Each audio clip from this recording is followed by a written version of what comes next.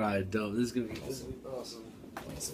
I bought this just in case I forgot. Okay. Questions. Cool. But alright, so I'm just like you probably when you left high school. You know what I mean? Like I guess following the crowd and going to college like everyone thought you should do. Because at a high school, what else do you think you're supposed to do? Like everyone just go to college, right? It makes sense. But now that I'm in college and I'm seeing all the loans I have to take out, it's making me be like, is this all a good decision? You know what I mean? Yeah. And I think a lot of people have that question. You know what I mean? Because it does cost a lot of money, and sometimes I feel like you're not even getting out of it what you want, really. Because for me, I feel like college can sometimes kind of put people in a path. You'll take a major, and then you'll be like, all right, I have to do this job for the rest of my life. But I want to be more type of entrepreneur. Okay. And so it's hard for me to choose a major that would I guess assist me in that. Gotcha. You know what I mean? So I guess that's just the standpoint view I'm coming from. Yeah, I think that's one of the problems with just kind of how the educational system is kind of established in the United States. It's like you graduate from high school, you're 17, 18 years old, and then when it comes to college, it's like, okay, now it's trying to figure out what you're going to be when you're 45. Right. It's a very hard thing to do because a lot of us, when we're 16, 17, 18, we don't even know what we want for lunch tomorrow. Right. Let alone, hey, this is what I want to be when I'm 35, settle down, have a family. Right. So what you're experiencing is what a lot of students experience every year when they're going off to college and they're trying to figure out what they're going to be, what they want to do, and those types of things. It's an absolutely natural type of feeling to have, and I think sometimes we worry about, how are my parents going to feel about this? Am I letting them down if I'm still exploring? And really, I think one of the dialogues that I recommend that every student in their family has is, what happens if I change my mind? And I think it's important for parents to be open-minded, because these things are going to happen. The average college student changes their major 3 times, right? So what that tells you, on one end of the spectrum, there's a student that never changes their mind. Right? And I see this with engineers all the time. Right. I mean, a kid in his sophomore year, he's like, hey, I want to come to Penn State or go to some school for engineering. Yeah. Awesome. See him again in his junior year. Hey, I want engineering. Great. He applies to my school for engineering. 4 years later, 5 years later, he's walking across that stage with a diploma in hand as an engineer. Right. But aside from those types of students, everybody else, you got the kid who comes in, pre-med, he was wearing a stethoscope around his high school, already hey, I'm going to be a doctor.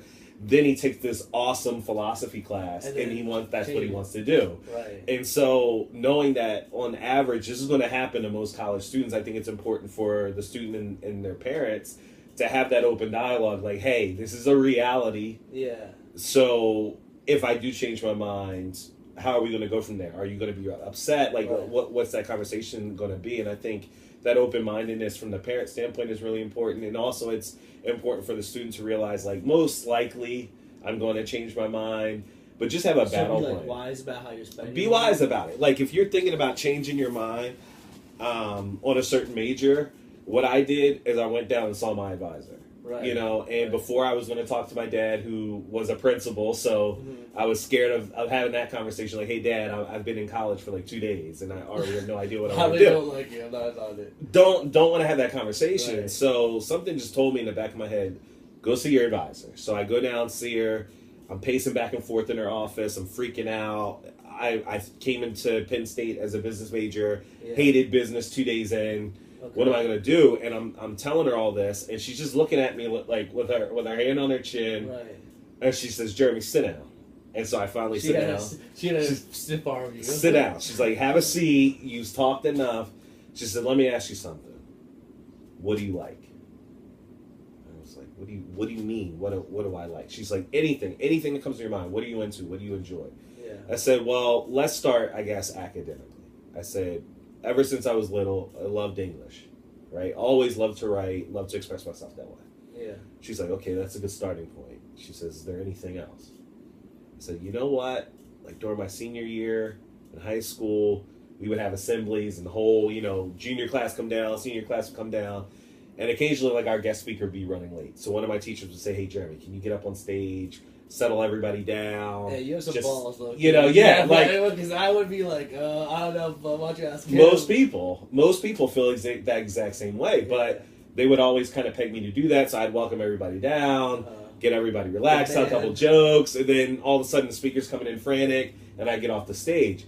So I said, I kind of always enjoyed that. I guess it's because I'm goofy, whatever. And my advisor's like, no, that you're a good public speaker. Yeah. And I said, no, I never really thought about it that way. She's like, I know exactly what you are. Yeah. And I was like, what? She's like, you're a communications major. I had no idea what that was. No idea. I was like, oh, so I'm going to be working for like Verizon, on telephone poles, and all that type of stuff. She's like, well, that could be it. But she said, let's just schedule a class for you next semester in communications. Let's finish out this semester. Let's go into next semester, class of communications. Let's see how it works out. And the first day I was in it, I was like, this is exactly what I want to do. I loved it. It was everything, like kind of the intrinsic traits I've always had, translated directly into that major. So sometimes it just takes talking to your advisor on campus and saying, I don't know necessarily what career path I want, but what I do know is that I want to be an entrepreneur. I've always seen myself kind of working for myself. Yeah. I don't know what industry in, but these are the other things I'm passionate in. And sometimes your advisor helps you to find that path. Or sometimes you find it years later. Mm-hmm. I have a lot of, folks older than me that always told me, you're going to reinvent yourself several times throughout your life. Right. So sometimes it's not necessarily important on having a specific major or a specific degree, but it is having a lot of different experiences while you're in college and taking a whole bunch of different types of classes and just getting skills that are going to be useful. Yeah. Developing skills that are going to be useful, and I think that sometimes helps. But I also think at the same time, not everybody is cut out for college. And that's not saying that a person's not college material. That was always an insult, growing up. When I was growing up, it was always like, oh, he's not college material. Definitely. She's not college material. And definitely when the other students look at you and when you're graduating and you're not going to college, you kind of feel left out a little bit. Exactly. But that's not necessarily a bad thing, because I think it's become an expectation in this country and in our society of, hey, I graduate high school, I go to college. But sometimes trade school is the best thing for somebody. Go to trade school year and a half, get a valued skill. We own houses. You're going to need somebody I can't change my toilet. You need plumbing. Exactly. You need a plumber. Like if the winter comes, it's incredibly cold, my pipe bursts, I can't fix that. Right? So somebody's always going to be out there and they can charge whatever the heck they want because they have that skill and you and I don't have it. Right? So, sometimes go for a trade, culinary arts. You're seeing a lot more students nowadays do gap years.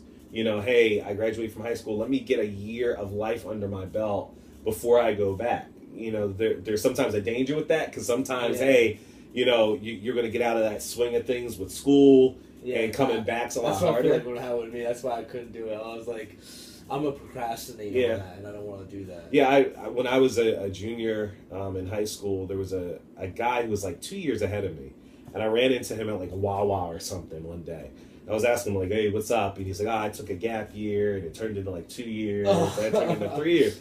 And I'm like, what happened? He said, don't do that. He said, whatever you do, don't do it. But I think, that was solid advice. He really did not have a good... Well, he didn't go back. Yeah, because what happens sometimes you start making money. Yeah.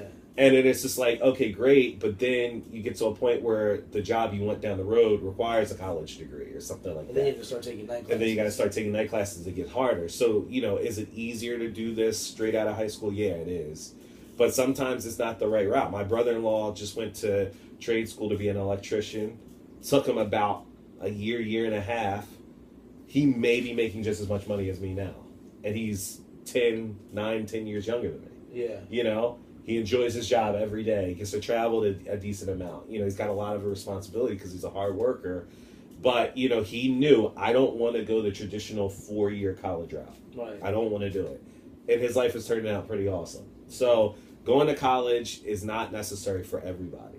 But if you're going to go, I think it's important for you to almost treat it like a 4-year trade school.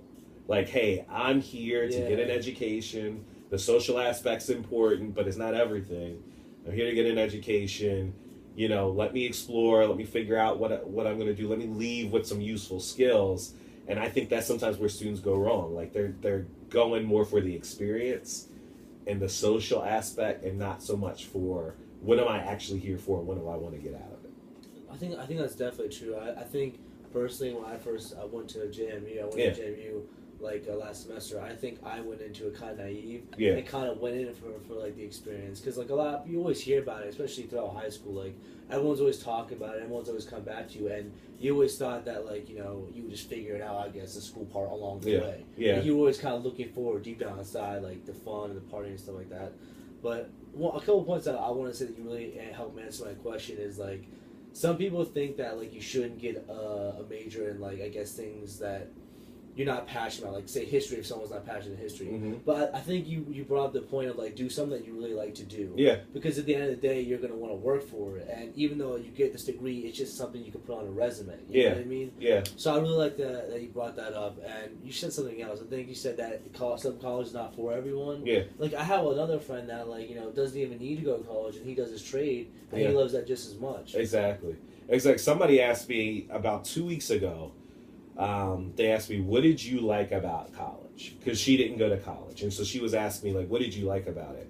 And I say my favorite thing about it was being able to study what I wanted to study for the first time in my life. Yeah. You think about kindergarten all the way through 12th grade, the curriculum is dictated to you. You may have a few electives that you can select, but it's not a whole lot, like, and what you had to choose from, it's not a ton all the time, certain classes fill up really quick and things like that. So there wasn't a ton of elective space in my high school schedule and things like that. So the cool thing I thought about going to college is now I'm studying something I'm passionate about. And when you're passionate about something and you're excited, going to class wasn't an obligation. It was something I looked forward to. Like, I've got this great marketing 310 class. Can't wait to get there.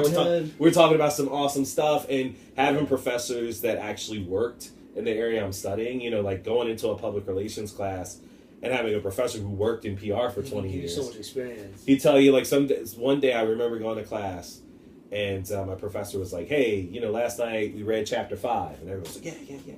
And he points to me and said, Jeremy, what'd you think about it? And I said, well, this is what I got out of the case study. This is how I think it should be handled. Then another kid raised his hand in the back. He's like, I agree with Jeremy on this point, but I disagree with him on that. And my professor nodded his head and he said, you're both wrong. And we're like, what the heck? We're flipping through the book. And we're like, no, it's here. I know it's here. And he said, listen, the book is theory. Let me tell you what happened to me 10 years ago in my office, right? And he's telling us a story, and we're like, oh, snap. And that's when you realize, like, the book, it provides you with a nice foundation. Like, the stuff you learn through the text, great foundation, whatever.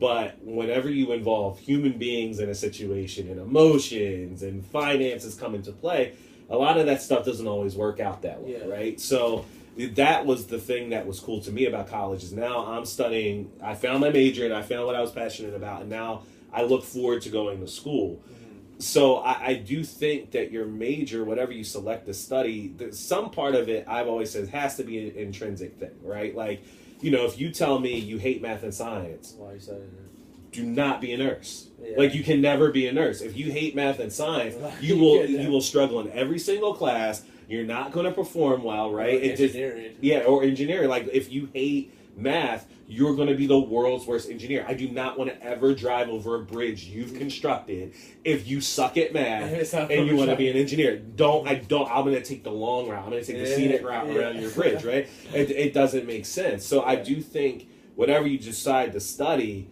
there's got to be something like intrinsic, something that you enjoy that translates really well into that particular major. It's got to happen. So when someone asks you what's your major, you should be like burning with flames. Exactly. Like, you're excited and you want to talk about it, right? But it just takes some time to figure that out. Okay, so one more question. Because I think you like really covered like the reasons why going to college is important, and why like having those type of experiences in your life can bring value to yourself. You know what I mean? Do you think it's better to go to a 4-year college or 2-year college, like community college, and transfer? Dude, depends on who you are. I saw a crazy statistic a couple of weeks ago that like 63% of students on college campuses across the country right now are transfer students. That's an astronomical figure. And what that tells you is that there are a lot of students, there are increasing numbers of students who are going to a community college first and then transferring to a four-year institution. That's happening. But you also have students doing what we call horizontal transfers, where it's four-year college to four-year college, because maybe like you, it's like, hey, my first school, it's not a good fit, so now I'm going to transfer to this other four-year institution. You also have some students who go to a college, they're like, dude, I'm not doing well, or maybe they lost their focus, and then they do kind of a reverse transfer, and they go from a four-year to a community college, trying to figure things out, and then they go to a four-year from there. So there's all sorts of different scenarios going on. I think it really depends on who you are.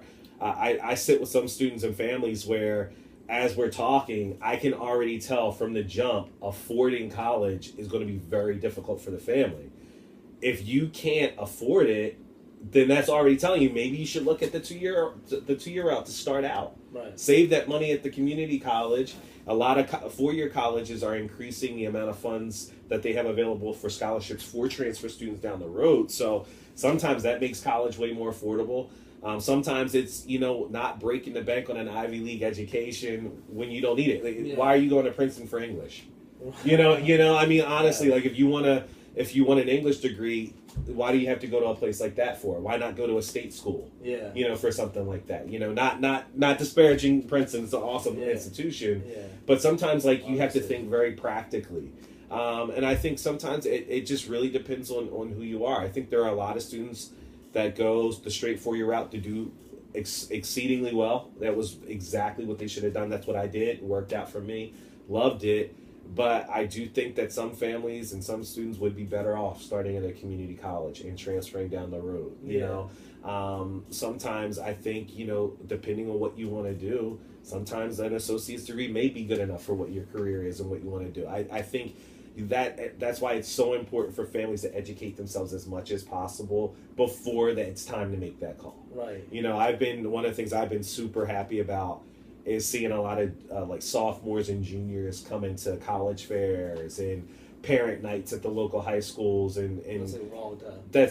That's the perfect time to do it. I thought you meant juniors in college. No, not juniors in college, like sophomores in high school, juniors in high school, coming and getting information and trying to educate themselves on everything as soon as possible, because the more knowledge you have about the college process and how things work, the better decision a lot of times you can make, and that's something I've really liked to see. But as you mentioned a little bit earlier, the dynamics in the high school, and that pressure sometimes leads some of us to making really bad decisions for us. I remember a lot of my friends were going away, different schools, some, pretty far away, some not too far. And, I'm a family guy. I wanted to stay close to home. I had no problem with that. I felt confident in it. And I remember having a guy I was sort of friends with giving me a hard time about it. Like, Jeremy, you're not going away? Are you kidding me? All of us are going away. You're going to stay home? Are you serious? And I started to kind of second guess my decision a little bit. That peer pressure. I was like, man, am I getting this wrong? And then I said, no, I feel like this is what I need to do. Well, lo and behold, 2.5 months into my first semester of college, I'm at a local Wawa or whatever. Again. At a Wawa. You always run into people at Wawa. Run into people at Wawa. I'm at a Wawa. And the guy who gave me the most flack for thinking about commuting to school and staying close to home was a guy that went somewhere, in the Northeast to college. I run into him at Wawa. I'm like, what are you doing here? It's not winter break.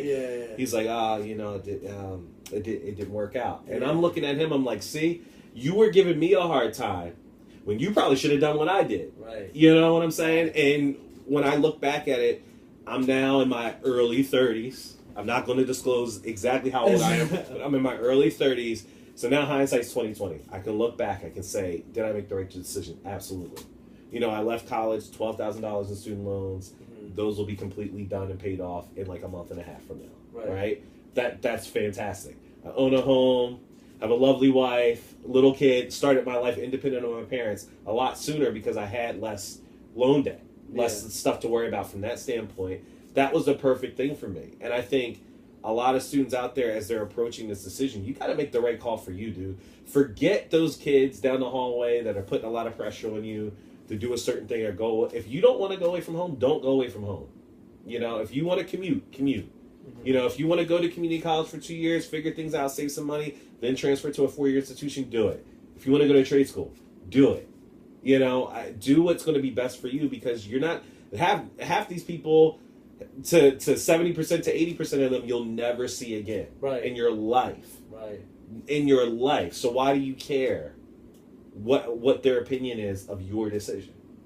What does it matter? Yeah. You know, unless they're going to be hiring you out of college, their opinion means nothing. Mm-hmm. Means nothing. Right. You know, that's just... Because they're not paying your bills. They're not paying your bills. Don't count my money. Yeah. Count your money. Don't count my money. Right, you know, and a lot of people, they try to make decisions on behalf of others. They listen to your knucklehead friends. One of the worst things we could do sometimes, you know, because what do they know? They're in the same boat as us. Yeah. At 16, 17. What do they know about what's best? They always try to act. Yeah. And sometimes it's because they have an older sibling who did it. But, you know, you have to make the best decision for yourself, man. Yeah. Listen, I just want to say thank you so much. No problem. For coming to talk to me. I just like had a lot, you know. I'm about to go my sophomore year of college. Okay, cool. I'm going to community college. Nice. So I want to save a little bit of money, and it's good because I can work too. Yeah. I can work during the year, which I like. And you know, I just want to make sure I'm doing the right thing. You know what I mean? I want to make sure that I'm not wasting time or money, because those are both very precious things. Yeah. You know what I mean? So I'm very glad you came by and thanks shared for having your wisdom. Me, I don't know about that, but hey, thanks for letting me chat a little bit. You helped a lot, actually. Good. I appreciate it, because like it's just like sometimes you look at the money, how much it costs, and you're like, whoa, like I could be using this for other things, and like, you know what I mean? Like, you're just leaving high school already with so much debt. Yeah. And that's just one thing I've always had like a big problem with. Yeah. But I think now you really made it clear that as long as you're going there for the right reasons, it can't be a bad investment. No.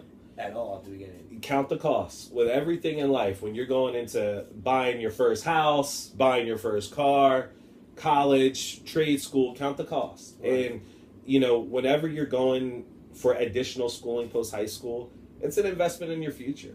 You know, I mean, just like, you know, we might want to put some money into Apple stock when before the next iPhone comes out, hoping to get a return on that investment. That's exactly what you're doing with college or trade school. But instead of investing in a third-party company, you're investing in yourself. And you're saying, you know, me, Jeremy, this is when I'm investing in me. And hopefully with this foundation I get educationally, it's going to put me in a position to be successful down the road, right? And as long as you're counting the costs, you're going to make a wise decision, you know? And a lot of people get through this successfully, and it works well. We hear the horror stories all the time, but there are a lot of people out there that get it right. It's just about educating yourself and making the best decision for yourself. Thank you. No problem, man. Appreciate it. My pleasure. That was good. I think, you answered all my questions. Cool. I'm glad you came over.